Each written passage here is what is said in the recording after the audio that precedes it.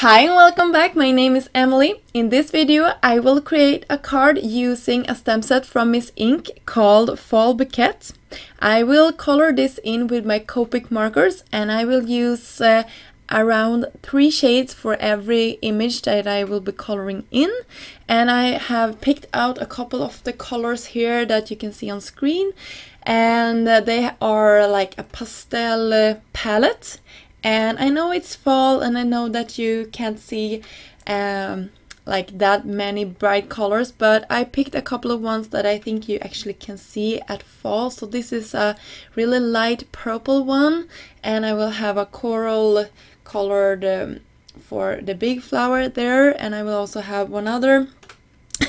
This is actually 2 different types of coral colors that I will be using.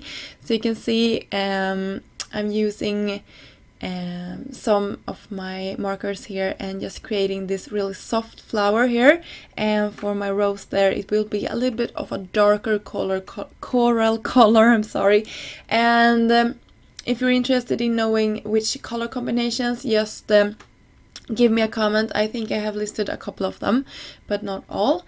And I just picked out a couple of colors that I thought looked good together. So for example, this is R32, and I believe I will go in with R10 later on in this palette as well. And yeah, I just went around, colored this in, and this was my darkest color. You can see I'm just putting it near the base of all the petals, and then I will go in with a lighter one, and this was actually RV11, so a lighter one.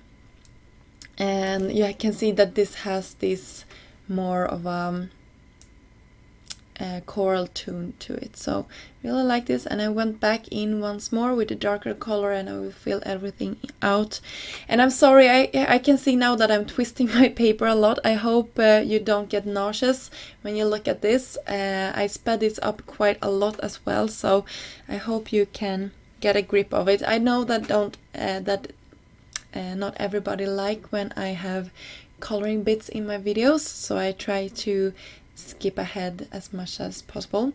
So I also created like the down part of this bouquet as well, and then I will create my background here. I'm going in with some distress colors. This is the Lucky Clover. I'm using my blending buddies from Trinity Stamps. I am in love with those brushes. I use them in nearly every project. If you follow me, you know that I am obsessed with them. And you can see, I can see on screen here that it looks a little bit splotchy when I'm doing my ink blending, and you will see when I turn my paper that it will get even more splotchy because I don't have any ink put down, so it will create a couple of harsh edges there. But don't worry, I will fix that in a moment here when I'm going and spritzing some clear water on top of this and just dabbing the excess off, and I'm using my finger as well and doing that as well. And then I went in with some black splatters. I'm just using a black acrylic paint that I have in my stash, watering it down, and when I'm done with this, I am taking it all to the sink, cleaning it up with some warm water, and I'm doing that immediately so I don't ruin my acrylic block or my paint brushes.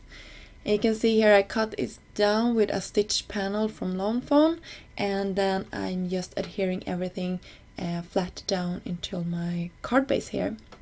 And this is a standard A2 size card base. And you can see here, this is the moment where I decided that this card needs a little bit more of a bling to it. So I will go in and I will sheet, actually. You can see here I spritz my flower as well with some shimmer spritz here. But I didn't think that was enough, so I needed some more of that bling. So I will go in and have a gold edge to my card panel.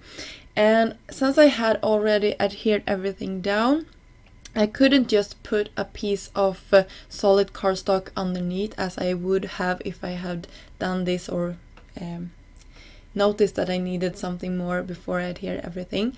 So I'm just taking small strips of gold glitter paper, and this is also a good way to save your cardstock. And you can see I don't think anybody could have like seen that I had sheeted that way, since this was so small strips. the edges went together really nicely, and you couldn't see that, and I will show you in the close-ups in the end as well. I don't think you can see it. So I'm putting some foam tape to the back of this just to create a little bit more dimension, and I'm also creasing the edges of my flower bouquet here.